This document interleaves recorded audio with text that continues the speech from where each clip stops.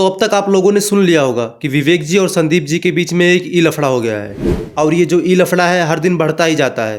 तो सबसे पहले मैं आपको ये बताता हूँ कि आखिर हुआ क्या है।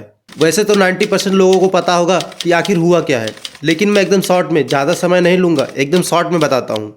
संदीप माहेश्वरी जी जो कि नॉर्मली वीडियोज़ बनाते हैं, सेशंस करते हैं, तो उनके जो सेशंस होते हैं उसमें बहुत सारे लोग आते हैं जो अपना अपना पॉइंट ऑफ व्यू रखते हैं, बहुत सारे क्वेश्चंस रखते हैं। तो उसमें से कुछ लोग आए थे जिन्होंने यह कहा कि उनके साथ एक स्कैम हुआ है और यह जो स्कैम करने वाला है बहुत बड़ा यूट्यूबर है, उनका कोर्स है, ऐसा है वैसा है। और ये वाला जो वीडियो था उसे संदीप माहेश्वरी जी ने अपलोड कर दिया।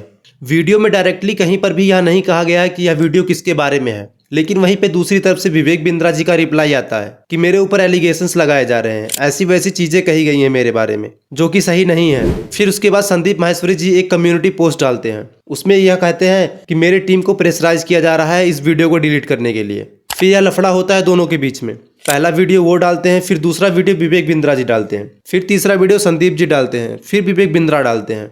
अब ये जो कंट्रोवर्सी है ये पब्लिक वर्सेस विवेक बिंद्रा ना होके संदीप माहेश्वरी वर्सेस विवेक बिंद्रा हो गया है और अब ये थोड़ा पर्सनल होता जा रहा है। देखो, अगर ये जो पूरा कंट्रोवर्सी हुआ है, अगर ये दोनों चाहते तो एक साथ बैठकर निपटा सकते थे। सामने से रखा था प्रस्ताव कि सामने से बैठकर बातचीत कर लेते हैं, खत्म करते हैं जो भी चीजें हुई है और पब्लिक से भी हम लोग सामने से बैठकर बात कर लेंगे कि किसको क्या परेशानी है। बट संदीप जी ने इसको इग्नोर किया और एक दूसरा वीडियो डाल दिया जो कि कंट्रोवर्सी को और बढ़ा दिया। तो अब प्रॉब्लम कहाँ पे आता है? प्रॉब्लम वहाँ पे आता है जब आप लोगों को कहते हो कि या तो आप ये सामान खरीदो या फिर आप ये कोर्स खरीदो। अब जो लोग ये कह रहे हैं कि उन्होंने कोर्स को परचेज किया बट उन्हें उनका जो पैसा था वो बर्बाद हो गया, उनको कोई फायदा नहीं हुआ।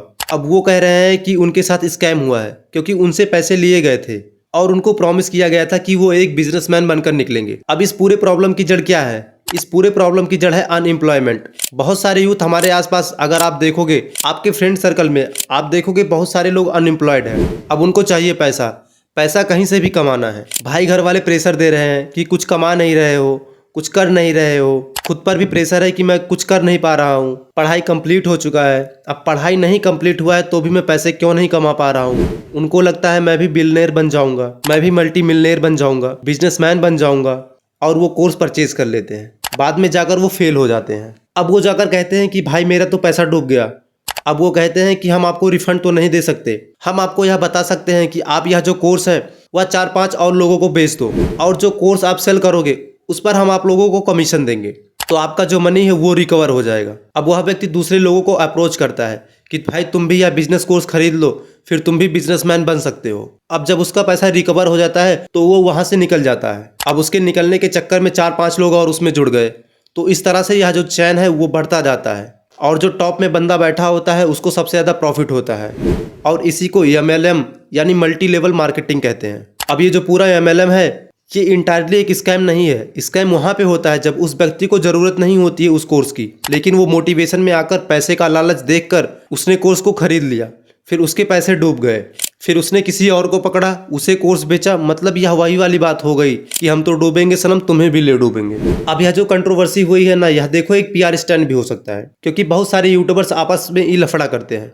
ताकि न्यूज़ में बने रहें और ट्रेंड होते रहें। बट ये भी हो सकता है कि एक्चुअल में दोनों के बीच में कंट्रोवर्सी हुआ हो और ये पर्सनल लेवल तक भी पहुंच गया है। और जहां तक बात है कि बहुत लोगों के पैसे डूबे हैं, बहुत सारे गरीब लोग हैं, कोई अपना स्कूटर बेच के पैसे लाया तो कोई अपनी बाइक गिरवी रख के पैसे ला रहा है, तो कुछ लोगों को बहुत सफ़र करना पड़ रहा है इस पैसे के कारण।